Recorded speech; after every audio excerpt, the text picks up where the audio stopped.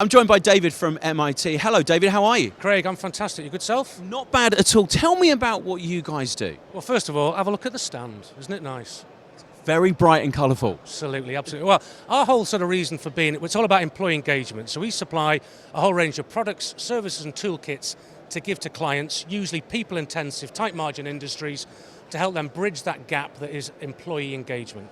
And why does that gap need bridging? What is it about the employee and the employer that has that issue? Fantastic. Well, if you say take guarding or take security companies generally, they are predominantly people-intensive industries. Yeah. And as a result of that, it's very, very hard for our clients to differentiate.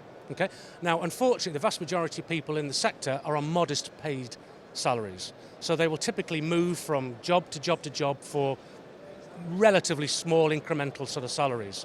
So we try and bridge that gap and provide a whole range of products and services and toolkits based around financial well-being, emotional well-being and physical well-being, so that the actual employee sees their employer in a far better light and try and reduce the staff turnover, which in turn reduces recruitment costs, reduces training costs, and means that our clients are seen in a better light, not just with their employees, but with their clients as well. So that's what we do. I mean, that sounds pretty simple stuff in terms of, for a company to sort of go, if we look after our employees, they won't want to move, we won't have to buy new people. Yeah, it sounds simple, and I have to say, I've run some very large FM businesses, and in the past, I, like many people, have paid lip service to it, because you're right, it sounds the right thing to do, nobody can argue with it, but the vast majority of business just simply don't have the time, effort, or expertise to really focus on solutions like that. So that's what we do, we bridge that gap. It sounds obvious, but people don't do it. It's incredible, isn't it? And why the security industry? What is it about that industry that needs that help? Well, again, our offering is applicable. It's not a security focused offering, it's applicable to any business.